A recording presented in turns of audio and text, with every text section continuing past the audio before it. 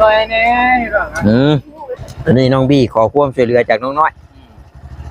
เฮ็ดโอ้ยสุกคือมูเช็ดเท้า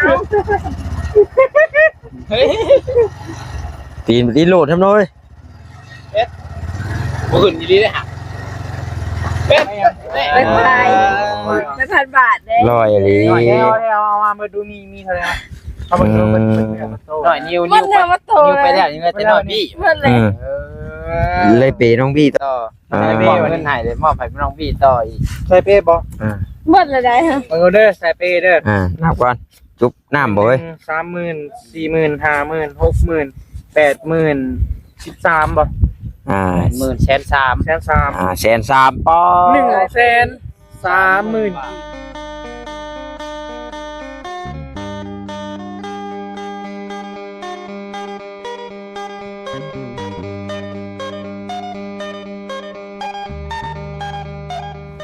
มาพี่น้องเนาะ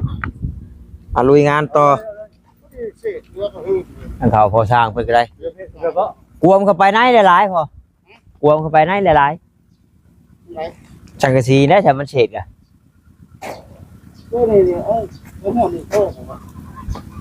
บ่ใช่นี่ก็เอากวมร้อนเข้าไปเอา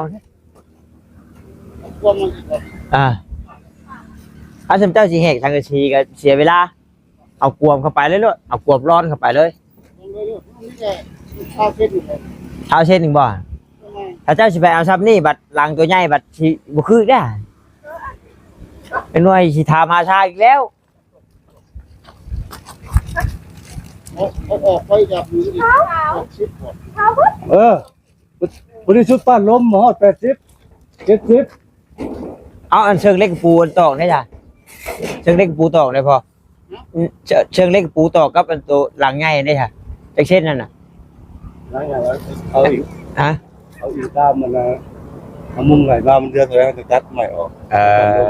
ยังเอาแทนกันดีทอดเลยเข้าปากเลยมันจังตัวเลขมันจะบ่เปลี่ยนกันอันนั้นสิซะบ่ต้องแหกบ่ต้องตัดดอกมันเหลือทำไรก็กวบร้อนเอากวบร้อนเอาเพราะว่าเขาเหยียบมาเต็มเลยกวบร้อนเอาเดี๋ยวพอออกจากรอดไปนี่ก็คิดกันกับพวกนั้นครับได้ก็ได้นะเอาให้มันมันจังแบบว่าโอ้ยมันจังบ่ข้างชันข้างยาวนะโดยรถมันยังไง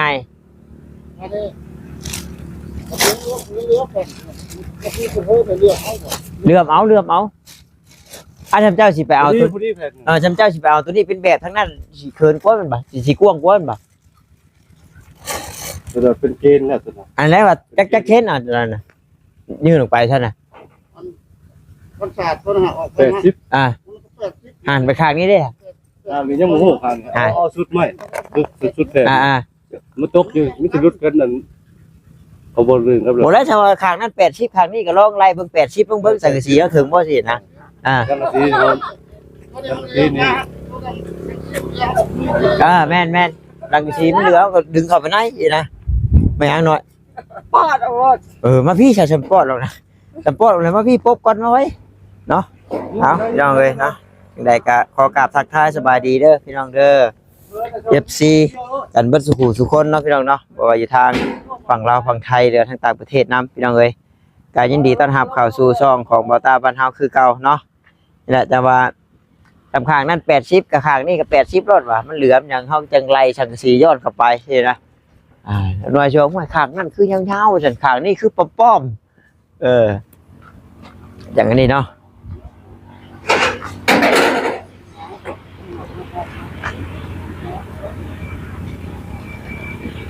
อันนี้มันหน้าแมทเด่นเนี่ยเนาะหน้าแมทเด่นหนึ่ง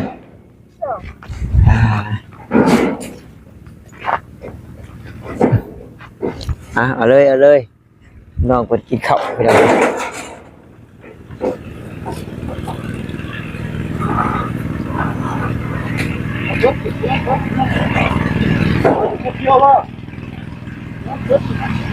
หมดแล้วเจ้าแทกออก80แล้วก็ตัดเลยแล้วจะง่ายเนาะแทกออกนั่นกับ80นี่ เฮ้ยไม่กี่บ่ ทั้งเพิ่นทั้งแมทแล้วบ่จัง เดี๋ยว อ๊บ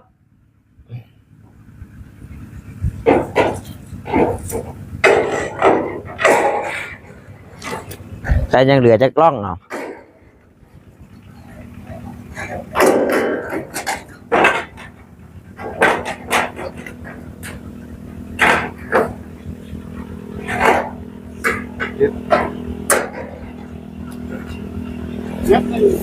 ฮะเนาะสบายดีทางนี้ไอ้บ่ได้กินข้าวบ่อิ่มเลย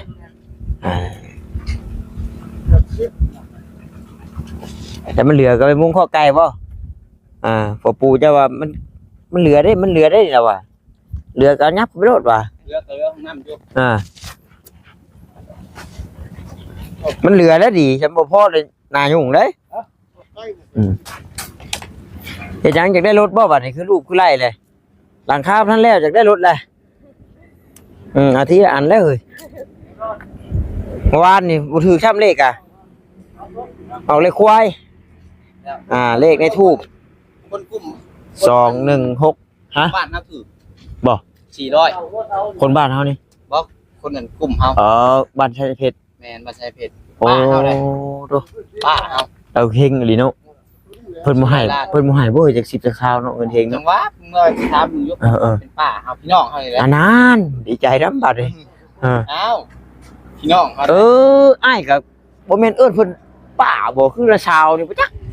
เจ้าฮะ อยู่ว่าบ่ต้าหาเป็นนั่นเพิ่นว่า เป็นลานเป็นหยังนี่เนาะ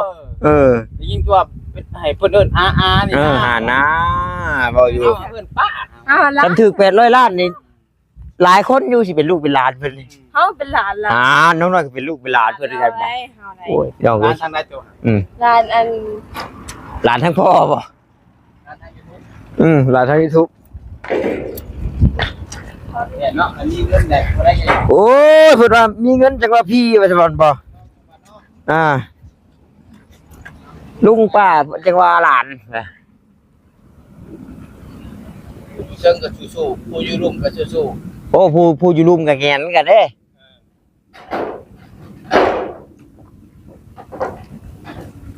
ต้องได้ตัดข่าวตัดอันนี้กันเนาะ จังได้เคยถามน้องน้อยเพิ่นก็ได้น้องน้อยตัดบ่อันตัดหางปลาฉลามน่ะทั้งท้ายน่ะเข้าใจนำหมู่อยู่บ่ ผู้จักอยู่ว่าปลาสลาม คือหยัง เอานี่นะแหลมๆนี่แหลมๆคือทั้งหน้านี่อันสังกะสีนั่นตัดให้เป็นมูดอันคือกันกับไม้บ่เพื่อปะไว้จะโดยฉันเลย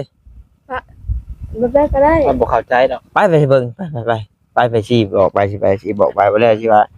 น้องเขาไม่รู้เรื่องไป เราไม่ถามเจ้าของบ้านเลย คือ ทั้งเพื่อนซีอันราคาเนาะไอ้จะเลือกอันสีคือไกด์ ฉันบ่ให้อีกเนาะ ถามน้องใช่ นี่เด้น้องน้อยได้อันนี้นะเจ้าสวาสิป้าสิมันก็เป็นแบบนี้เลยสินะนี่เป็นแบบนี้นี่แต่ว่าคือตัดนี่มันก็สิแวกเข้าแง้มมันนั่นมันน่ะ จะได้งามแบบได้งาม ก็ถามโตทำอ้ายว่างามมันก็คือเก่ามันก็บ่สุดคือเก่าแล้ว ไม่รู้จักเลยเนี่ย นี่จะบ่ฮู้จักละป้าไว้แล้วจะโทษอ้ายได้ ว่าง่ายๆคือคันบ่ฮู้จักหยังระยะติเพิ่นเฮ็ดแบบได้ให้แล้วก็เอาเป็นหยังมาระยะตินำหลังว่าเฮาอันเพิ่นคือบ่ถามเฮาซะเดี๋ยวนี้นี่เฮาบ่ได้ฮู้จักจังซี่ เดี๋ยวก็มาถูกนี่แน่แล้ว อันโตขอบมันนี่มันบ่ได้เกี่ยวกับพวกน้อยมันชะว่าเฮาตัดแวกเข้ากะเป็นรูปทรงกับ มันสิเป็นรูปทรงเข้ากับไม้หันแล้วก็บัดยามผลผ้ากะตัวนั้นน่ะโอกาสที่ไม้ถือผลหลายกว่าตัวนี้เพราะตัวนี้มันเปิงเชิงมันใหญ่กว่าเด้ นี่มันสิกว่ามาเลยน้ำก็สิบ่ถึก ประตัดแล้ว น่าแต่ชั้นตัดเลยมันก็สิเข้ามุมเข้าฉากกับไม้หันเข้าแวกกับไม้หันนั่นหันพี่น้องเนาะชั้นตัดเลยมันสิแวกเข้าหันนะพี่น้องมันสิเสียวจี๊ดเข้าหัน ตัดคือว่าตาเบ้าเนี่ยขาวเนาะ ไอ้ว่าแหนมไก่มันตัดกันได้ตัดกันอยู่ ขาวตัวลบตัวนั้นตัวน้อยก็ต้องได้ใช้เนาะ ได้ใช้คือกันพอแล้วก็ขอบมันเพิ่นใช้เบิดนะ ขอบมันนี่โอ้ชาวมาไปเทียบสีเหลืองแค่นี้เป็นอะไรได้น้อยๆเนาะ เด้ล่ะสิเรียงกันเด้ เออ คือเพิ่นมีตัดล่าง เนาะเทียบเลยเนาะ ก็คืออันยาคูหั่นแหล้ว ตัวว่าไปชื่อว่าสีเหลืองหรือว่ามักกะลีบ่ ทำไมเออ มักกะลีนี่เอาแหละคิดว่าเว้าหยอกสิได้ช่างมักสีเหลืองเอ้ยสมเพิ่นว่ามักไผมักมัน เย็นโล เนาะอ่า มักเย็นโล เหลืองเฮ้อติอ้ายว่าของแซ่บขึ้นกับผู้มักเนาะเอากับบ่ติแล้วเฮ็ดได้ชาวเว้ากับคนมักเลยแต่ก็แบบซี่ก็ งาม ใครแน่ฉันงามก็งาม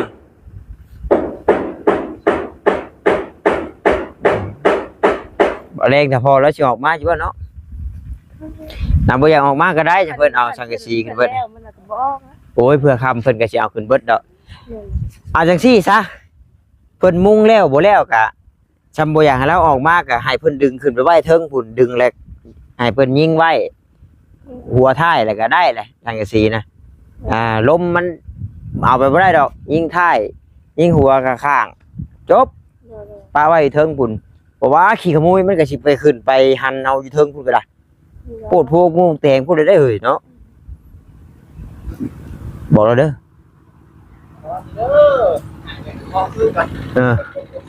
เย็ดจ้อย ก็กินน้ำครับ น้ำ บนะนี่นะน้อยนี่นะน้อยน้ำแข็งนะยังมียังน้อยก้นนะโอ้ขอบ่ได้ตัวก้นมันดิเบิ้งไอ้ดีทองให้ยังบริจุ่มคือเครื่องกระปุก มันจุ่มมานะ รถไถ หลุดคุณพันละบาวเจ้า ไถ เย้ง เนาะไปเอาลงกิโลบาทบาทปั่นเลย ลองหลุดแล้ว ปวดโพ่เลยเพียงเนาะไปอีชอยบาทเอา บ่ได้ ไปหน่อยไปชะ โอ้สิจมไปลง แต่แล้วนี่กว่า ไปลงไม่ยังอาหาร ไปอันชอยบ่ชอยไปเบิ่งเพิ่นก่อน ง่ายโลด ตอนนี้เพิ่นต้องการความช่วยเหลือฮะ ได้เพิ่นขอความช่วยเหลือจากเพิ่นได้ฮะ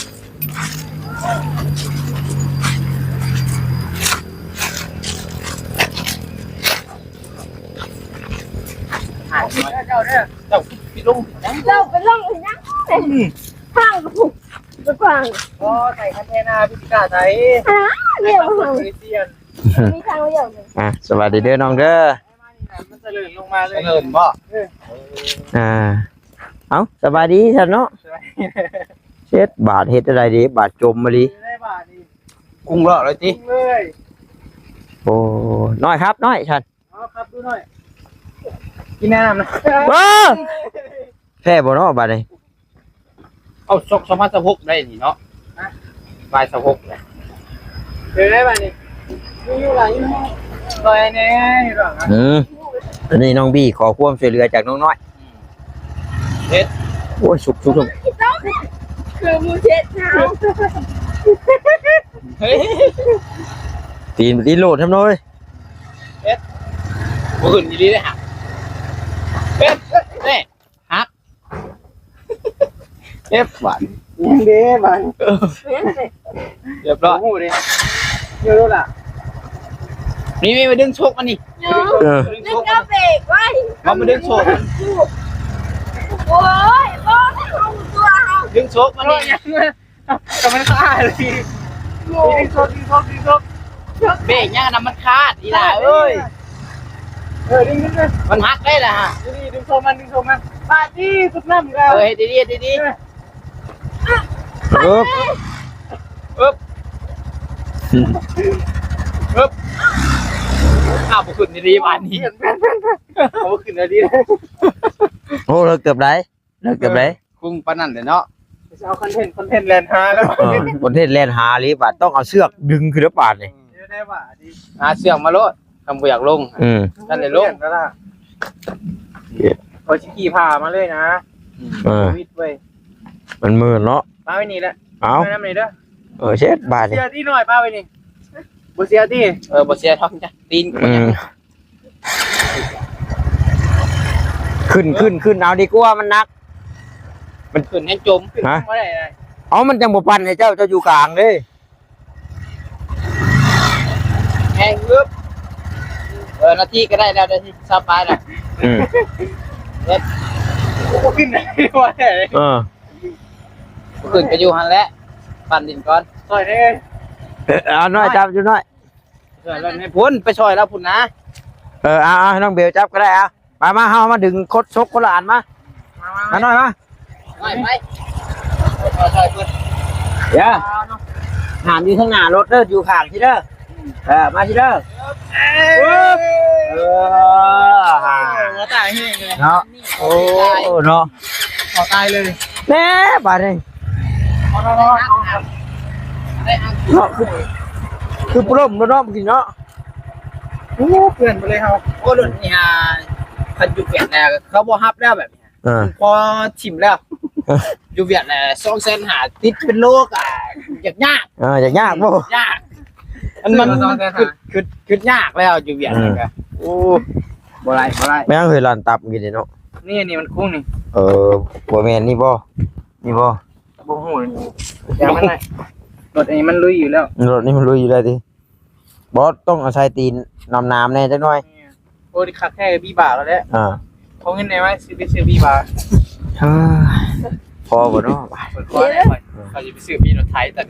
ไทยแตก น้อยน้ำบ่เยอะเท่านั้นเนาะบาด ไฮรีว่าบ่าวงานยืนอ๋อดีไอ้ไม่ได้ไทยเด้อ กันเนาะ ไปโอ้น้องหน่อยใช้เปย์ ไปยังไม่พันบาทเลย ลอยอะไร หน่อยเอามาดูมีเท่าไหร่เอามาดูมันหน่อยนิ้วไปแล้วยังไงแต่หน่อยพี่ เพื่อนเลย เลยเปน้องพี่ต่อ มอบเงินให้เลยมอบให้น้องพี่ต่ออีกใช้เปย์บ่ เพื่อนเลยได้ฮะ มึงเด้อใช้เปย์เด้อ นับก่อนจุ๊บน้ำบ่เว้ย 30,000 40,000 50,000 60,000 80,000 13บ่10,000 130,000 130,000ปอ 130,000กีบ น้องน้อยเปน้องบี้ ชื่อส่งให้ใหม่ได้ว่าแท้เปื่อน 130,000 ชื่อได้ว่าส่ง130,000 บาท ได้แล้วเนาะ สลิปมันบาร์บี้คอยไปใส่แล้วเอาเจ้าอีกไปอีกเก้าอีก เอาไปใช้มีฉลองฉลิปปั่นกันแท้ แจกสลิปได้ เอาเลยโอ้ ยังมีอีกบ่ยังอยู่มือนี่มันเกิดได้มือนี่ได้เอาสลิปให้เลยสลิปแล้ว สีอย่างนั้น มือน่ะได้ที่ ปอ